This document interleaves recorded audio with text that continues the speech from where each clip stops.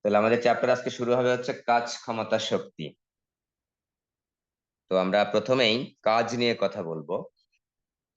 এই চ্যাপ্টারের মেইন টপিকটা হচ্ছে কাজ।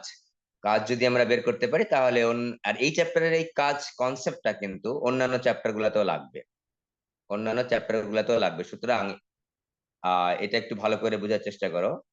তো আমরা যেহেতু পদার্থবিজ্ঞান স্টাডি করছি, পদার্থবিজ্ঞানের ভাষায় কাজ কিরকম সেটা আমরা দেখবো। যে বল প্রয়োগ করলেই যে কাজ হবে সেটা এরকম না। কাজ হতে হলে স্মরণ হতে হবে, নাম্বার ওয়ান। এবং কন্ডিশনাল স্মরণ হতে হবে, শর্ত সাপেক্ষে স্মরণ হতে হবে। যে তুমি বল প্রয়োগ করলা, 90 ডিগ্রি কোণে স্মরণ হলো, তখনও কাজ হবে না, ঠিক আছে? তো প্রথম কথা তো স্মরণ হতেই হবে এবং শর্ত সাপেক্ষে স্মরণ হতে হবে। তো পদার্থবিজ্ঞানে কাজ বলতে আমরা বুঝবো যে বল প্রয়োগ করেছো এবং স্মরণ হয়েছে। বল প্রয়োগ করেছি, যার উপর বল প্রয়োগ করেছি তার কিছুটা কিছু স্মরণ হয়েছে, এবং আহ তখন আমরা বলবো যে কাজ হয়েছে বলে ধারণা করা হবে, ঠিক আছে? তুমি একটা দেয়ালে যদি ধাক্কা মারো, অনেক বেশি বল প্রয়োগ করলো, দেওয়াল মনে করো তার জায়গা থেকে নড়ছে না, তাহলে কিন্তু আমরা কাজ পাবো না, নাম্বার ওয়ান।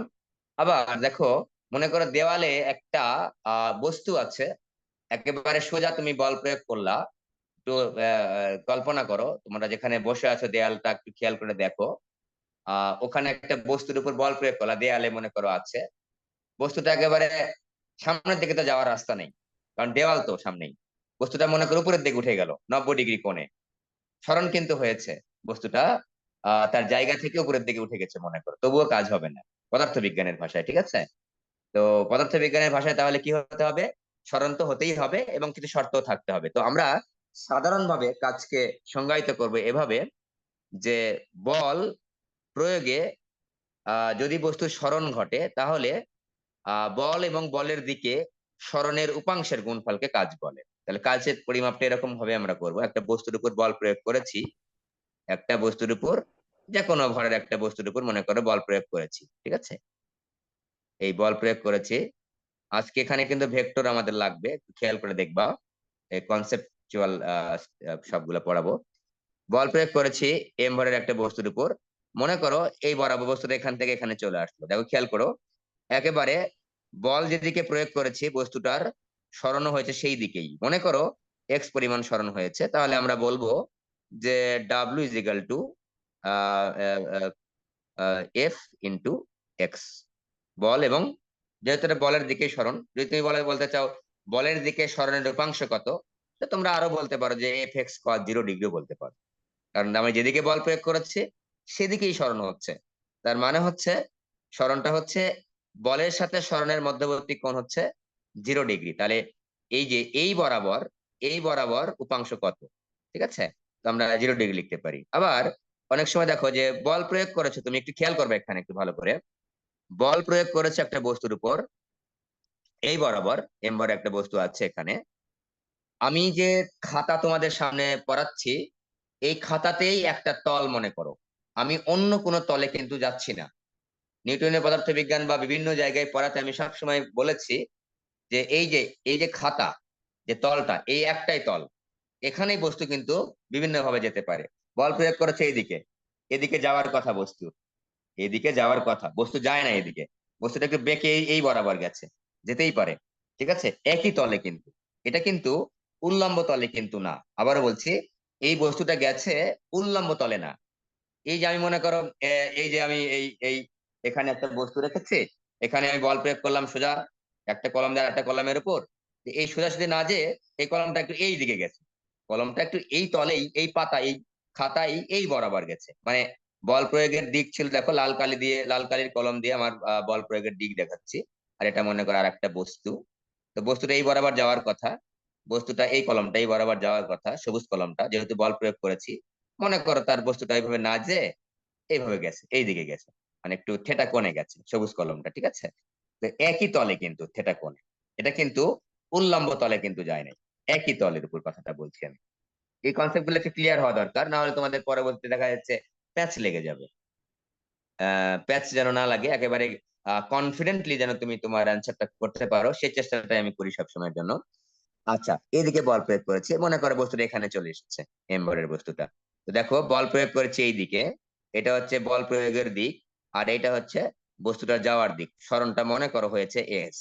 তো আমাদের শর্ত ছিল যে বলের দিকে সরণের উপাংশ কতটুকু, বলের দিকে। তো আমরা সিম্পলি এখানে একটা লম্ব টেনে ফেললাম।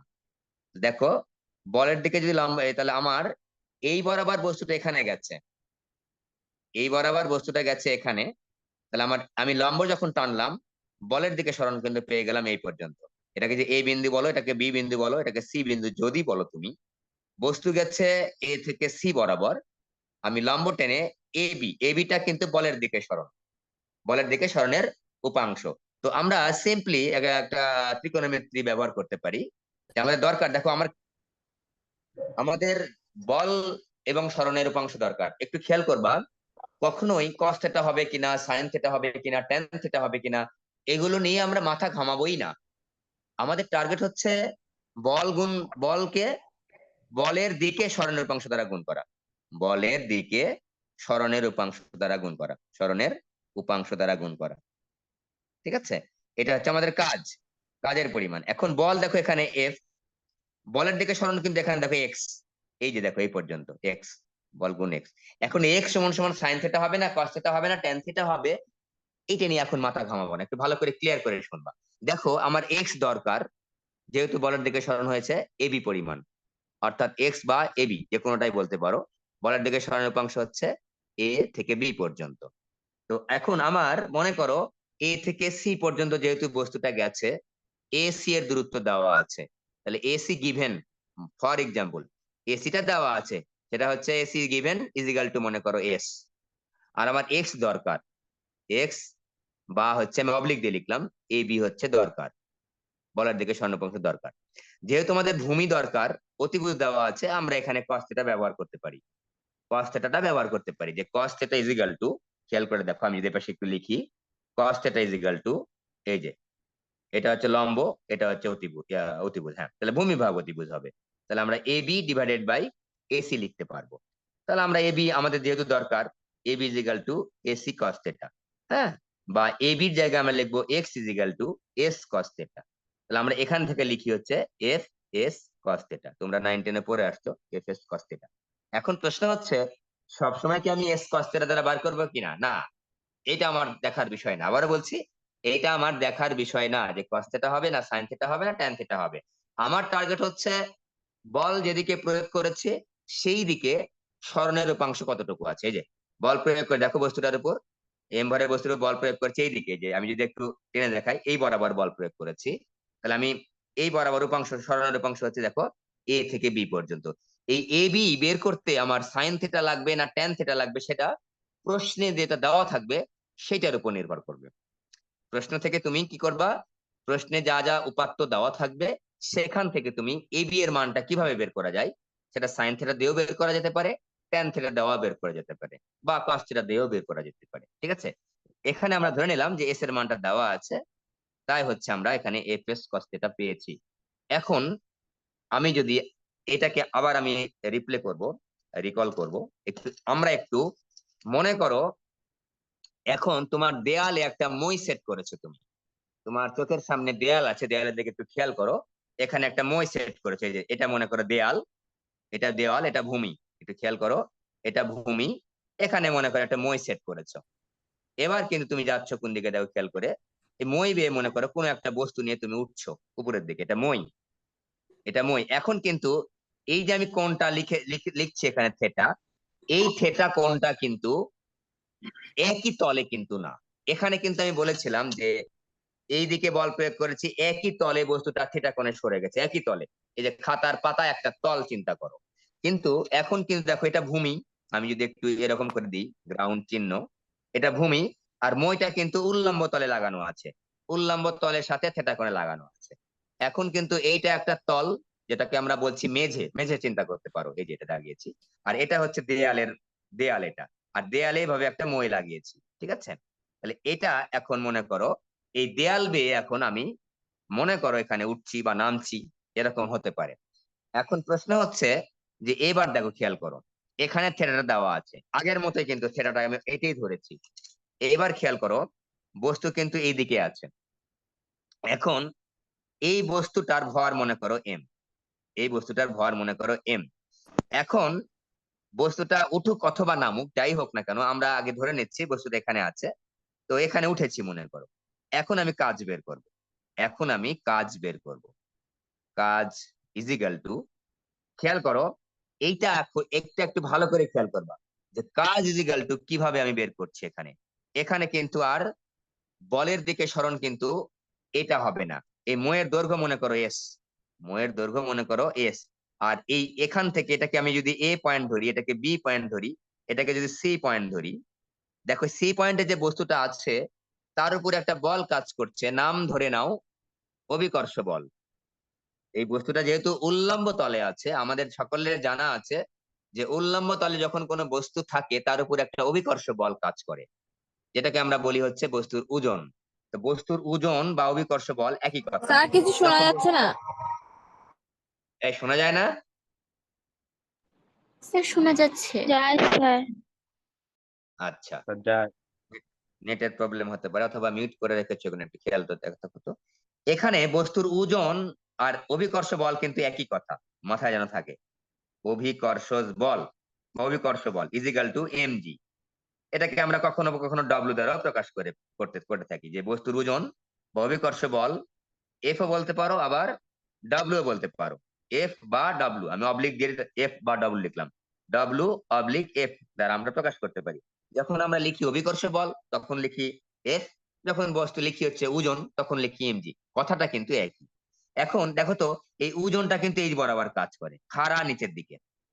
বস্তুর ওজন, তুমি যখন মনে করো ময়ের মাথায় আছো, তুমি একটা তখন দেখবা যে তোমার ওজনটা খাড়া নিচে দিয়ে কাজ করে, এটা আমাদের সকলের জানা আছে। ডব্লুটা খাড়া নিচে দিয়ে কাজ করছে। এখানে আমি ডব্লু না লিখে একটু এফ লিখি, কারণ এখানে যেহেতু কাজকে আমি ডব্লু দ্বারা প্রকাশ করব, তাই আমি এই অভিকর্ষ বল বা বস্তুর ওজনকে আমরা এফ দ্বারা প্রকাশ করছি। এই বরাবর এফ কাজ করছে, ঠিক আছে? তাহলে এখন বস্তুটা মনে করো এখান থেকে এখান থেকে এখান থেকে এই পাশে এই পর্যন্ত আসলো। এখান থেকে বস্তুটা সি বিন্দু থেকে এস দূরত্ব অতিক্রম করে, এস দূরত্ব অতিক্রম করে মনে করো এ বিন্দুতে আসলো।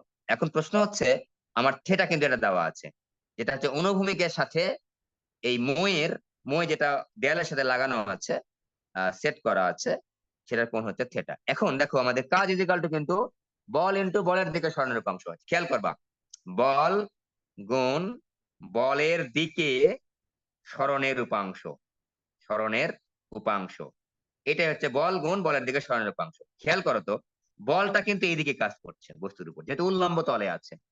তাহলে এই বরাবর সরণ কত হলো? আমি কিন্তু সি বিন্দু থেকে, আমি তুমি যাই হোক না কেন, হ্যাঁ, সি বিন্দু থেকে মই বেয়ে, মনে করো মই বেয়ে আমি এ বিন্দুতে আসলাম, মই বেয়ে এ বিন্দুতে আসলাম। এখন প্রশ্ন হচ্ছে বলটা কোন দিকে কাজ করে?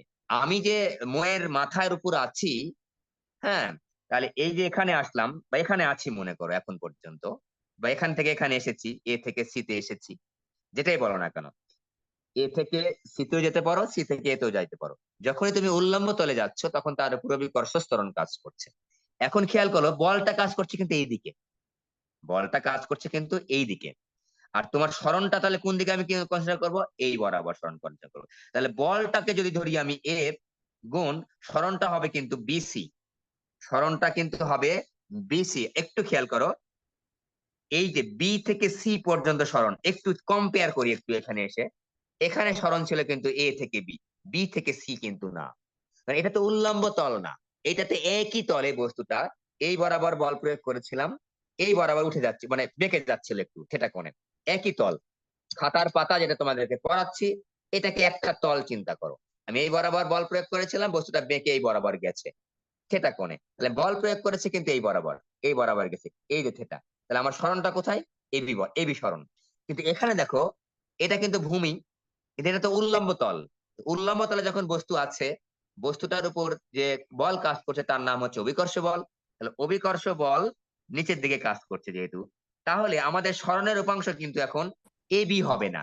এখন কিন্তু যেহেতু বল কাজ করছে একেবারে উল্লম্ব বরাবর নিচের দিকে, তাহলে আমাদের সরণটা হবে হচ্ছে এই বরাবর, এই যে বিসি সরণ। এটুকু একটু, এটা কিন্তু উল্লম্ব তলে সি বিন্দু, মই যেহেতু বলেছি, দেয়ালে যদি তুমি মই সেট করো দেয়ালের সাথে, তাহলে অবশ্যই বুঝতে পারছো সি বিন্দুটা ময়ের মাথা, এবং এটা হচ্ছে অবশ্যই উল্লম্ব তলে আছে। এটা মেঝে, এটা উল্লম্ব তলে। তাহলে এই যে মেঝে ময়ের মাথায় আমি আছি, দাঁড়িয়ে আছি মনে করো, এখান থেকে উঠলাম, তো আমাদের কাজ করতে হবে তো এই পর্যন্ত, তাহলে সরণটা হবে এই পর্যন্ত। তাহলে আমরা এখন দেখো আমার টার্গেট কিন্তু বল এবং বলের দিকে সরণের মান বের করা, বলের দিকে সরণের উপাংশ বের করা। বল এখানে এফ, আর সরণটা কত বিসি। বিসির মান বের করতে যে আমাদের সাইন থেটা আসবে কিনা, ট্যান থেটা আসবে না কট থেটা আসবে, এটা আমার দেখার বিষয় না।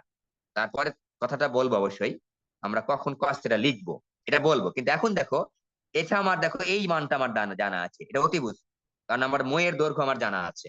ময়ের দৈর্ঘ্য হচ্ছে এস, আর এইচ এর মান আমার দরকার। মনে করো এই বিসি যে উচ্চতাটাকে আমরা সরণ বললাম হচ্ছে এইচ, বিসি বলো বা এইচ বলো, নো প্রবলেম, একটা বললেই হয়েছে। এখন আমার এইচ দরকার, বা এই উল্লম্ব উচ্চতাটা দরকার, কারণ এই বরাবর বল কাজ করছে, আর আমার অতিভুজটা দেওয়া আছে। দেখো এটা যদি থেটা ধরো, থেটার বিপরীত বাহু হচ্ছে লম্ব, এটা হচ্ছে অতিভুজ, তাহলে আমার এখন সাইন থেটা দিয়ে কাজ করতে হবে, কারণ আমাদের জানা আছে sine theta is equal two লম্ব ভাগ অতিভুজ। কেন আমি সাইন থেটা নিলাম? কারণ আমার লম্বের মান দরকার, আমার তো ভূমির মান দরকার না। ভূমি এখানে কোনো ব্যাপার দরকার হচ্ছে না আমার, তাহলে আমার দরকার এখন বিসি ডিভাইডেড বাই এসি।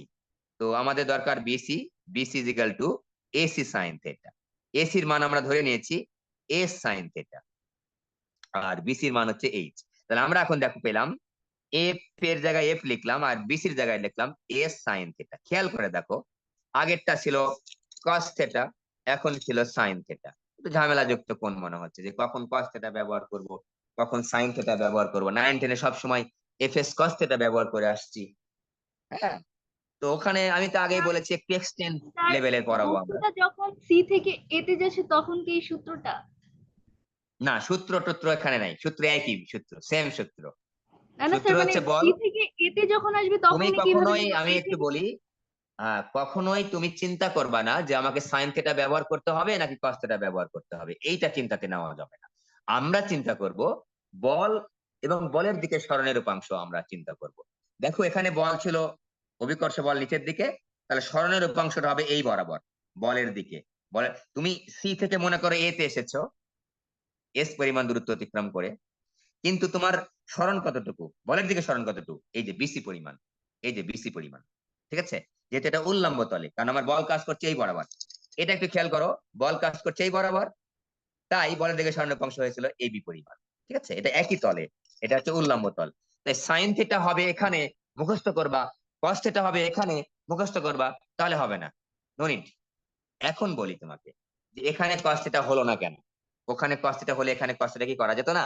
অবশ্যই করা যেত। একটু খেয়াল করো, এখানে একটু খেয়াল করি এই চিত্রটা, এই যে বল এবং সরণের মধ্যবর্তী কোণ কিন্তু থিটা। আবার বলি, বল প্রয়োগ কাজ করছে এই বরাবর, সরণ কাজ করছে এই বরাবর। খেয়াল করে দেখো, বল কাজ করছে এই বরাবর, সরণ কাজ করছে এই বরাবর। বল এবং সরণের মধ্যবর্তী কোণ কিন্তু থিটা। যখন বল এবং সরণের মধ্যবর্তী কোণ দেওয়া থাকবে থিটা, তখন আমরা এফ এস কস থিটা নির্দ্বিধায় লিখতে পারবো। এখানে কেন হলো না একটু খেয়াল করো, এইটা দেখো, আমরা, আমি আর একটু ওখানে একটু দাগা নিচ্ছি, এইটা থিটা ধরেছি, এইটা থিটা ধরেছি, এইটা তো বল এবং সরণের মধ্যবর্তী কোণ না। বল কাজ করছে এই দিকে, সরণ হচ্ছে এই দিকে। দেখো তো, বল আর সরণের মধ্যবর্তী কোণ এটা থিটা কোনোভাবেই কি হয় না। তাহলে বল এবং সরণের মধ্যবর্তী কোণ কোনটা? এইটা। এইটা যদি থিটা ধরতাম আমি, এইটা যদি থিটা ধরতাম, তাহলে কিন্তু cos থিটা ঠিকই চলে আসতো। একটু খেয়াল করো, এইটা থিটা ধরেছি, এখানে তাহলে কতটুকু হবে? 90 degree minus theta, 90 degree minus theta, এটা এটার মানে, এটাকে যদি থিটা ধরি এটা হবে 90 ডিগ্রি মাইনাস থিটা। আমরা সূত্র পেয়েছি কি, একটু এখানে আসি, এফ এস সাইন থিটা। বস্তু যখন এখান থেকে এই বরাবর এফ কাজ করছে, এটা যখন এই বরাবর এসেছে, দেখো খেয়াল করো, আমরা সূত্র পেয়েছি ডাব্লিউ ইজ ইকাল টু কাজ is equal to F S sine theta. এখন খেয়াল করো যে আমরা যদি এফ এস সাইন থেটা এটা ধরেছি, এই থেটা দিয়ে যদি কাজ করতে চাইতাম তাহলে কি হতো? এটা যদি থেটা হয়, আমার সূত্র কিন্তু এইটা, দেখো খেয়াল করো, আমরা বলেছি যে W is equal to F S, এবং এফ তো হচ্ছে বল আর এস হচ্ছে সরণ, বল এবং সরণের মধ্যবর্তী কোণ কত? তাহলে দেখো তো, 90 ডিগ্রি মাইনাস থেটা, তাহলে কস 90 ডিগ্রি মাইনাস থেটা। এইটা লিখলে কিন্তু আমি কস দিয়ে লিখতে পারবো। তখন কিন্তু আমরা পাচ্ছি দেখো এফ এস সাইন থিটা, একই কথাই কিন্তু, কথা কিন্তু একই, সেম সেম জিনিস। তাহলে আমরা একটা জিনিস একটু খেয়াল করব, প্রথমেই একটু সামারাইজ করি কথাগুলা। বল এবং সরণের উপাংশ লাগবে, বল লাগবে, তার সাথে বলের দিকে সরণের উপাংশ লাগবে। বলের দিকে সরণের উপাংশ বের করতে যে সাইন থিটা লাগুক, কস থিটা লাগুক অথবা ট্যান থিটা লাগুক, এটা আমরা প্রথমে খেয়াল করব না। আমার মেইন টার্গেট হচ্ছে বল এবং বলের দিকে কতটুকু সরণ হয়েছে এইটা বের করা, এবং বলের দিকে যতটুকু সরণ হয়েছে সেইটা বের করতে যে সাইন থিটাও আসতে পারে, কস থিটাও আসতে পারে, ট্যান থিটাও আসতে পারে, দ্যাটস নো প্রবলেম, যেটাই আসুক না কেন একই কথা। এখন প্রশ্ন হচ্ছে আমরা জেনারেল কোনটা লিখবো। আমরা যখন ভেক্টর আকারে প্রকাশ করবো, খেয়াল করো তো, দুইটা ভেক্টর যখন আমরা কথা বলেছিলাম যে একটা ভেক্টর, দুটা ভেক্টরের মধ্যবর্তী কোণ আমরা কিভাবে নির্ণয় করি, যে বিন্দুতে আমরা কোণ নির্ণয় করব সেই বিন্দু থেকে দুইটা ভেক্টর বের হয়ে যেতে হবে। এই যে এই বরাবর একটা ভেক্টর কাজ করছে, এই বরাবর একটা ভেক্টর কাজ করছে, তখন কিন্তু আমরা সেটাকে বলেছিলাম যে এই দুইটা ভেক্টরের মধ্যবর্তী কোণ হচ্ছে থেটা, এই দুইটা মধ্যবর্তী কোণ হচ্ছে থেটা। তো আমরা এইটা ভেক্টর একটা এইদিকে, এইটা ভেক্টর একটা এইদিকে, তখন কিন্তু আমরা সেটাকে থেটা বলেছিলাম। এবং সেক্ষেত্রে দেখো এটা যখন আমরা লিখেছিলাম যে এটা বরাবর যদি পি হতো, এই বরাবর পি, এ বরাবর কিউ, তখন আমরা লিখেছিলাম যে P dot Q is equal to P Q cos theta. একটু খেয়াল করে দেখো, পি কিউ কস থেটা, একটু ভালো করে খেয়াল করবা। যখন কোনো বিন্দুতে তুমি কোণ নির্ণয় করেছিলা, একটা ভেক্টর পি একটা ভেক্টর কিউ, বলেছিলাম, অনেকবার বলেছি, কোনো বিন্দুতে দুইটা ভেক্টরের মধ্যবর্তী কোণ বের করার নিয়ম হচ্ছে ওই বিন্দু থেকে দুইটা ভেক্টর বের হয়ে যেতে হবে। আবারও বলছি, ওই বিন্দু থেকে দুইটা ভেক্টর বের হয়ে যেতে হবে, ঠিক আছে? দেখো খেয়াল করে, আমি যদি বল এবং সরণ দুটাকে ভেক্টর রাশি ধরি, অবশ্যই ভেক্টর রাশি, বল ভেক্টর রাশি, সরণ ভেক্টর রাশি। যে বল কিন্তু এই বিন্দু থেকে বের হয়ে গেছে, দেখো খেয়াল করে, বের হয়ে গেছে, এই বরাবর কিন্তু সরণ হচ্ছে, বের হয়ে গেছে, তাহলে এটাকে কিন্তু বল এবং সরণের মধ্যবর্তী কোণ অবশ্যই বলতে পারি। এক্ষেত্রে দেখো বল এই বরাবর চলে গেছে, সরণটা এই বরাবর চলে গেছে, তাহলে এই থেটাকে আমরা বল এবং সরণের মধ্যবর্তী কোণ অবশ্যই বলতে পারি। এবং বল এবং সরণের যখন মধ্যবর্তী কোণ দেওয়া থাকবে থেটা, তখন আমরা কস থিটা লিখবো সরাসরি, এফ এস কস থেটা। এখানে দেখো খেয়াল করে, এখানে কিন্তু থেটাটা এটা, এইটা কিন্তু বল এবং সরণের মধ্যবর্তী কোণ না। খেয়াল করো, বল কাজ করছে এই দিকে, বস্তু যাচ্ছে এই দিকে বা ওই দিকে, যেদিকেই উঠুক না কেন, মনে করে এই দিকে উঠতেছে, তবুও কিন্তু এই কোণটা কোনোভাবেই বল এবং সরণের মধ্যবর্তী কোণ না। সুতরাং আমরা কখনোই আমরা এই থেটাকে এফ এস কস থিটা হিসেবে লিখতে পারবো না, কারণ আমরা এই থেটাকে এফ এস কস থিটা হিসেবে লিখতে পারবো না। এখন কি থিটা হিসেবে লিখবো, কি থিটা হিসেবে লিখবো সেটা মুখস্থ করার কোনো দরকার নেই। কোন থিটা হিসেবে লিখবো এটা মুখস্থ করার কোনো দরকার নেই, এটা সাজেশন থাকবে। আমার এটা থিটা দেওয়া থাকলে আমার কথা হচ্ছে বল কাজ করছে এই বরাবর, সরণ কাজ করছে, সরণ এই বরাবর, সরণ কতটুকু কাজ করছে, বিসি। এই বিসির মান বের করতে যে আমরা স্যার একটা কোশ্চেন এখানে ছিল আমরা স্যার। সিম্পল জিওমেট্রি ব্যবহার করব, ত্রিকোণমিতি ব্যবহার করব। সেক্ষেত্রে এখন যা আসবে আসবে, স্যার সাইন আসুক, কস আসুক, ট্যান আসুক, যা আসবে আসবে। কিন্তু যখন তুমি এখানে দেখো এই কোণটা দেওয়া থাকবে, এই যে বল কাজ করছে এইবার বরাবর, এই বরাবর মনে করে বস্তুটা এই বরাবর নিচের দিকে নেমে আসতেছে, খেয়াল করে দেখো, এই বরাবর আমি তীর চিহ্ন দিয়েছি, যে এই বরাবর এই বস্তুটা নেমে আসছে, এখানে আসলো, এখানে আমি পয়েন্ট দিয়েছিলাম সি, এটা এ আর এটা বি। খেয়াল করো, সি থেকে এতে নেমে আসতেছে, এইদিকে সরণ, এই যে তীর চিহ্ন, আবার দেখো এইদিকে বল, অভিকর্ষ বল, দেখো খেয়াল করে, এই যে সি বিন্দুতে দুইটা ভেক্টর, একটা নাম হচ্ছে সরণ ভেক্টর এস, একটা নাম হচ্ছে বল ভেক্টর, এই দুইটা কিন্তু সি বিন্দু থেকে বের হয়ে গেছে, এই যে বের হয়ে গেছে। তাহলে আমাদের তখন কিন্তু আমরা লিখতে পারবো এফ এস কস থেটা, কোন থেটা, এই যে থেটা, এই যে থেটা, এইটা থেটা। এটাকে আমি 90 ডিগ্রি মাইনাস থেটা কেন লিখেছি, কারণ এটাকে থেটা হিসেবে ধরেছি। তাহলে বিষয়টা কিন্তু একই জিনিস দাঁড়ালো, F S sine theta, F S sine theta. তুমি যদি এটা দিয়ে করো, আবার যদি মনে করো না স্যার আমি ওই বিসির মান আলাদা করে বের করে নিব, ও দ্যাটস নো প্রবলেম, ওই সাইন থেটাই আসবে। আবার দেখো না আমি স্যার এটা থেটা দেওয়া আছে 30 ডিগ্রি, ডিগ্রি লিখবো, 60 ডিগ্রি লিখবো, তাহলে এফ এস কস লিখে ফেলো, এফ এস কস, এই কোণটার মান লিখলে হয়ে যাবে। তাহলে বল এবং সরণের মধ্যবর্তী কোণ যদি থাকে, আবার বলছি, বল এবং সরণের মধ্যবর্তী কোণ যদি দেওয়া থাকে, তাহলে আমরা এফ এস কস এটা লিখবো। এবং বল এবং সরণের কোণটা বের করার বুদ্ধিটা শিখলে এইবার তোমাদের মনে প্রশ্ন আসতে পারে, স্যার আপনি তো বস্তুটাকে নামালেন উল্লম্ব তল বরাবর, আমরা যদি উঠাই তাহলে কি ঘটনা ঘটবে, উঠাও। মনে করো আমি একটা বস্তুকে উল্লম্ব তল বরাবর উঠাচ্ছি, এই যে উঠাচ্ছি, ঠিক আছে, দেখো তো, এটা উঠাচ্ছি, তাহলে এটা হচ্ছে সরণ, এটা সরণের দিক, আর বলার দিক কিন্তু এটা, খেয়াল করে দেখো, কারণ আমার তো উল্লম্ব তলে বস্তু, এটা কিন্তু উল্লম্ব তলে বস্তু, এম ভরের বস্তুটাকে আমি এই বরাবর নিয়ে যাচ্ছি, ঠিক আছে, এই বরাবর এই পর্যন্ত নিয়ে আসলাম, এটার নাম দিয়েছিলাম হচ্ছে সি, এটার নাম দিয়েছিলাম এ, এটার নাম বি, এম ভরের বস্তুটা এখানে চলে আসছে। এখন প্রশ্ন হচ্ছে, বল তো কাজ করছে এই বরাবর, যেটাকে আমরা বলছি এমজি, যা বলো বলো, সমস্যা নাই, এফ আমি আপাতত লিখছি এপি। এখন এই বরাবর আমার বল কাজ করছে, এখন তুমি বস্তুটাকে এই বরাবর উঠাচ্ছ, খেয়াল করো, একই বিন্দুতে একটা ভেক্টর আসতেছে, নাম হচ্ছে সরণ ভেক্টর, আবার একটা ভেক্টর বের হয়ে যাচ্ছে, নাম হচ্ছে বল ভেক্টর। তাহলে এইটা কিন্তু তার মধ্যবর্তী কোণ আসলে না, যদিও বইগুলাতে তোমাদের একটু ঝামেলাযুক্ত ভাবে দেওয়া আছে। খেয়াল করো, আমরা যখন উপরের দিকে, তখন এইটা যে এই যে সরণটা কিন্তু বের হয়ে যাচ্ছে, এই বরাবর কিন্তু সরণ, এই যে সরণ, এই বরাবর কিন্তু সরণটা বের হয়ে যাচ্ছে, তার মানে আমার কোণ কিন্তু হবে এইটা। দেখো খেয়াল করে, আমি যখন বস্তুটাকে এখান থেকে এখানে উঠাচ্ছি, এখান থেকে যখন উপরের দিকে উঠাচ্ছি, মনে করো এ থেকে সি তে উঠালাম, মই বেয়ে কিন্তু উঠালাম, তো এইটা যদি কোণ মনে করো, এটা দেওয়া আছে থিটা, মনে করো, ঠিক আছে, একটু খেয়াল করি আমরা, একটু ভালো করে খেয়াল করি, যখন আমি বস্তুটাকে নামাচ্ছিলাম, তখন এটা যদি থিটা দেওয়া থাকতো, কি লিখতাম বলো দেখি, কার সমান কত হতো, এফ এস কস থিটা লিখতাম না সাইন থিটা লিখতাম? যখন বস্তুটা এই এই পয়েন্ট থেকে নিচের দিকে নামাচ্ছি, sir cos theta cos theta লিখতাম লিখবো না? না? cos theta cos হ্যাঁ, theta cos theta, very good, cos theta, কারণ আমার এদিকে নাম আমি এদিকে একটু দেখাই, যদি দেখো খেয়াল করে, আমি যদি একটু দেখাই, এদিকে ছোট করে দেখাই, খেয়াল করো, কনসেপ্ট ক্লিয়ার না হলে পরবর্তী অঙ্কগুলো ঝামেলায় পড়বা, আমি এই জন্য ক্লিয়ার করে পড়ানোর চেষ্টা করছি। এই যে যখন নামতিছে, খেয়াল করো, আর এদিকে বল কাজ করছে, দেখো এটাই কিন্তু থিটা, এটাই কিন্তু বল এবং সরণের মধ্যবর্তী কোণ, এটা এস, এদিকে হচ্ছে এফ, তাহলে এটাই কিন্তু বল এবং সরণের মধ্যবর্তী কোণ, খেয়াল করে দেখো, তাহলে আমি এফ এস কস থিটা লিখবো। কিন্তু যখন এই বস্তুটা উঠাচ্ছি, তখন বল এবং সরণের মধ্যবর্তী কোণ কিন্তু আমি থিটা লিখতে পারবো না, কেন? কারণ আমাদের জানা আছে, কোনো ভেক্টরের, দুইটা ভেক্টরের মধ্যবর্তী কোণ নির্ণয় করার পদ্ধতি হচ্ছে, ওই বিন্দুতে ভেক্টর দুইটা ওই বিন্দু থেকে বের হয়ে যেতে হবে, তাহলে এইটা যদি থিটা হয়, এটা কত হবে বলো দেখি, 180 ডিগ্রি মাইনাস থিটা।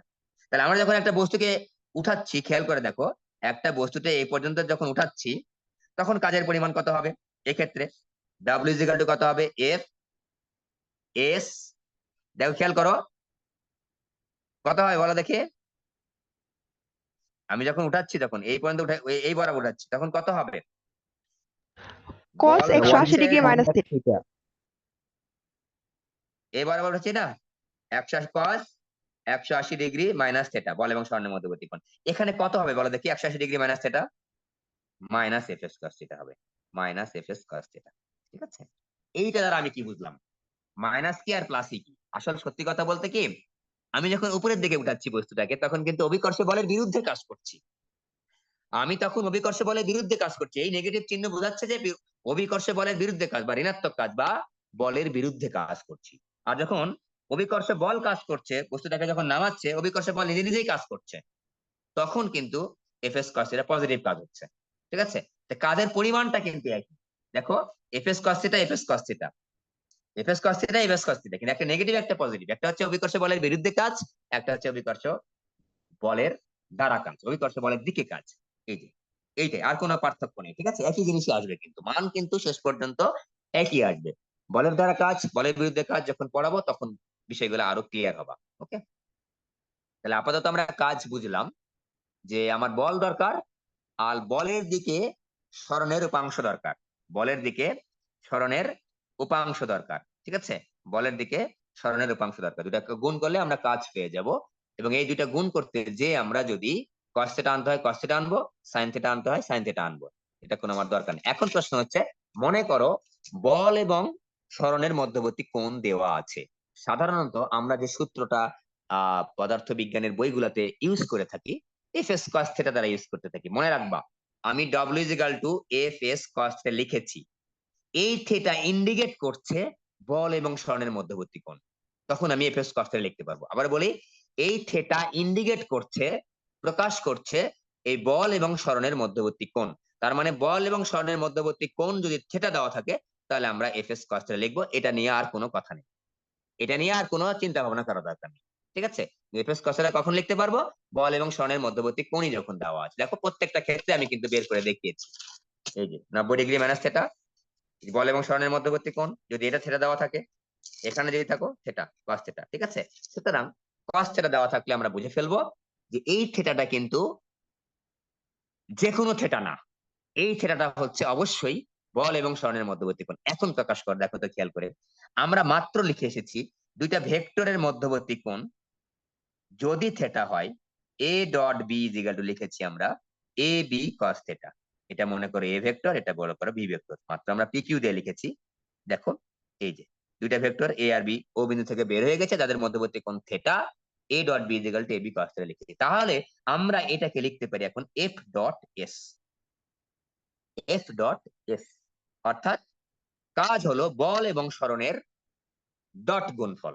আবার বলি, কাজ হচ্ছে বল এবং সরণের ডট গুণফল। তো আমরা আগেই জেনেছি যে দুইটা ভেক্টরকে যখন ডট গুণফল করা হয়, তখন অবশ্যই যে কোণটা আমরা লিখি, এই যে A dot B is equal to যে কোণটা আমরা লিখেছি থিটা, এটা কিন্তু যে কোনো থিটা না, এটা হচ্ছে ওই দুইটা ভেক্টরের মধ্যবর্তী কোণ। আবার বলছি, এই থিটাটা হচ্ছে যে দুইটা ভেক্টরের ডট গুণফল করেছি সেই দুইটা ভেক্টরেরই মধ্যবর্তী কোণ।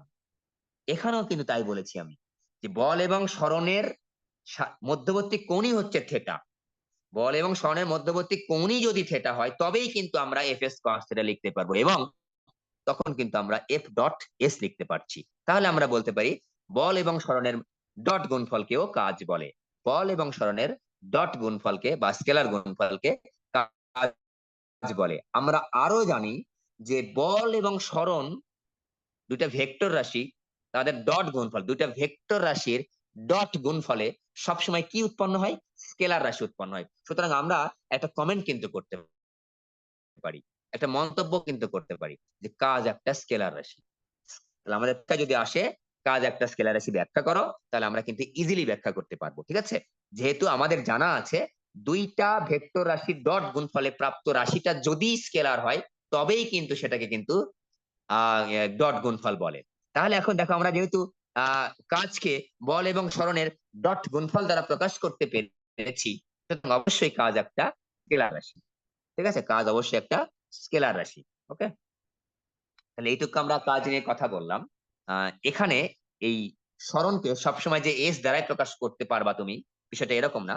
সরণ এরকম ভাবে দেওয়া থাকতে পারে, সরণ ভেক্টর আর হিসেবে দেওয়া থাকতে পারে, তখন আমরা লিখবো এফ ডট আর। আবার মনে করো কোনো সময় সরণ ভেক্টর এক্স আকারে দেওয়া আছে, তখন আমরা লিখবো এফ ডট এক্স।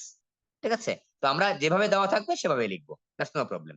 সরণকে এস দ্বারা প্রকাশ করা থাকতে পারে, আর দ্বারা প্রকাশ করা থাকতে পারে, আবার এক্স দ্বারা প্রকাশ করা থাকতে পারে, যে কোনো ভাবে প্রকাশ করা থাকতে পারে। আমরা একটা যদি উদাহরণ দিই, যে বলের মান দেওয়া আছে এরকম, বল vector 2i plus 2j minus 3k, আর সরণ ভেক্টর দেওয়া আছে মনে করো আর দ্বারা i plus J minus K. তো আমাদের বললো যে কাজ বের করো, ভেরি সিম্পল। কাজ ডব্লিউ ইকুয়াল টু আমাদের জানা আছে এফ ডট আর, অর্থাৎ বল এবং সরণের ডট গুণফল। এখানে যেহেতু আর দ্বারা প্রকাশ করা হয়েছে সরণ ভেক্টরটা, তাই আমরা এখানে আমরা এফ ডট আর লিখেছি। এটাকে অবশ্যই ভাবে দেওয়া থাকবে মিটার, এটাকে দেওয়া থাকবে নিউটন। বল ভেক্টরটা এটা নিউটন, তাহলে আমরা লিখতে পারবো এখন 2i plus 2j minus 3k। Very easy, এবং এটা কিন্তু ভর্তি পরীক্ষা আসে, নৈর্ব্যক্তিক আকারে খুবই আসে, ইম্পর্টেন্ট, খুবই একটা ইম্পর্টেন্ট ম্যাথ, একেবারে সিম্পল। ঠিক আছে? i প্লাস জে মাইনাস কে, এরকম। ঠিক আছে? তো আমরা পাবো 2। আমরা ডট গুণফল করা মানে সবাই জানি অলরেডি, আয়ের সহগ আয়ের সহগ, 2 এখানে আয়ের সহগ 2, এখানে আয়ের সহগ 1, জে এর সহগ এখানে 2 আর জে এর সহগ 1, তাহলে আবার প্লাস 2 হচ্ছে। এখানে কে এর সহগ মাইনাস 3, এখানে কে এর সহগ মাইনাস 1, তাহলে দুটা গুণ করলে হচ্ছে প্লাস 3, 3 2 5 2 7, তাহলে 7 জুল। নিউটনের সঙ্গে মিটার গুণ করলে জুল হয়। এখন আচ্ছা, এককটা যদি আমরা একটু বলে নিই, এটা তোমরা জানো, বেসিক্যালি বল আর সরণের গুণফল বেসিক্যালি। তো আমরা বুঝতে পারছি বলের একক হচ্ছে নিউটন আর সরণের একক হচ্ছে মিটার। তো বলের একক হচ্ছে নিউটন ইনটু মিটার, অর্থাৎ নিউটন মিটার। তো নিউটন মিটারকে পদার্থ বিজ্ঞানে জুল নামে অভিহিত করা হয়। আবার বলছি, নিউটন মিটারই কিন্তু আসল জিনিস, এইটাকে জুল নামে অভিহিত করা হয়। তাই আমরা কাজের একককে বলবো আমরা জুল। নিউটন মিটারও যা, জুলও তাই। তাহলে বল ইনটু সরণ, তাহলে বলের একক হচ্ছে নিউটন আর সরণের একক হচ্ছে মিটার। নিউটন মিটারকে পদার্থবিজ্ঞানে জুল বলা হয়, তাই আমরা নিউটন মিটার সমান সমান জুল লিখবো। এখন যদি তোমাকে বলা হয় যে 1 জুল বলতে কি বুঝো, ভেরি সিম্পল, ঠিক আছে? তো 1 জুল, তো আমরা লিখবো এভাবে যে 1 joule is equal two 1 Newton গুণে 1 মিটার। এখন প্রশ্ন, স্যার গুণ করলেন কেন? এই যে আমাদের তো বল আর সরণের গুণফলিত কাজ, বল এবং বলের দিকে সরণের গুণফলিত কাজ। তাই আমি 1 জুল ইজ ইকাল টু লিখেছি 1 নিউটন গুণ 1 মিটার। তাহলে আমরা কি বলবো? কোন বস্তুর উপর 1 নিউটন বল প্রয়োগে যদি বস্তুটি বলের দিকে 1 মিটার সরণ হয়, তাহলে যে পরিমাণ কাজ সম্পন্ন হয় সেটাকে বলা হচ্ছে 1 জুল। 10 জুল কাকে বলে? তা আমরা লিখবো 10 নিউটন গুণ 1 মিটার, অথবা 1 নিউটন গুণ হচ্ছে 10 মিটার। ঠিক আছে, দুটা লিখতে পারো, কোনো সমস্যা নেই। স্যার 10 কে 5 1 ইন্টু দ্বারা 2 গুণ করলেও লিখতে যা। পারবো? 5 × 2 লিখতে পারি, লিখবো না আমরা। 5 2 মানে একটা 1 রাখবো আর কি। ঠিক আছে, 5 2 লিখতে পারবো, যা ইচ্ছা লিখতে পারবো, দ্যাটস নো প্রবলেম, একই কথা। কিন্তু আমরা যখন সংজ্ঞা করব, সংজ্ঞা দিই সাধারণত একের সাথে কম্পেয়ার করে সংজ্ঞা দেওয়া হয়। ঠিক আছে, কোন বস্তুর উপর 1 নিউটন বল প্রয়োগ করলে যদি বলের দিকে বস্তুর সরণ 10 মিটার হয়, তাহলে সেই পরিমাণ কাজকে বলা হচ্ছে 10 জুল। অথবা কোন বস্তুর উপর 10 নিউটন বল প্রয়োগ করলে যদি 1 মিটার সরণ হয়, তাহলে বলবো আমরা, সেই পরিমাণ কাজকে বলবো আমরা 10 জুল। এখন প্রশ্ন হচ্ছে কোনটা বলবা, এইটা বলা ভালো। 1 নিউটন বল প্রয়োগ করব আর 10 মিটার সরণ করবো, যে কোনো একটা বললেই হবে। কিন্তু 5 গুণ 2 দিয়ে করলেও একই রেজাল্টই আসবে, কিন্তু আমরা ওটা বলবো না। আমাদের যদি পরীক্ষায় যখন থিওরি আকারে প্রশ্ন আসবে 1 মার্কের জন্য, তখন আমরা এটা বলবো না 5 গুণ 2। কিন্তু এটাও কিন্তু কারেক্ট, অবশ্যই কারেক্ট। কোনো বস্তু কোনো বস্তুর উপর 5 নিউটন বল প্রয়োগে 2 মিটার সরণ হলো বলের দিকে, ওটাও তো 10 জুল, একই কথা। কিন্তু আমরা সংজ্ঞায়িত করার সময় 1 রাখবো একটা, ঠিক আছে, একটা রাখবো। ওকে, এই গেল আমাদের আহ একক, নিউটন মিটার বা জুল। আর হচ্ছে মাত্রা তো বের করতেই পারবা, কাজের মাত্রা ইম্পর্টেন্ট, একটু মাত্রাটা একটু বের করে বলি আমি। মাত্রা হচ্ছে, তুমি মুখস্থ মনে করো তোমার নেই, তাহলে তুমি বের করবা, এই যে বলের মাত্রা, এটা হচ্ছে সরণের মাত্রা। তো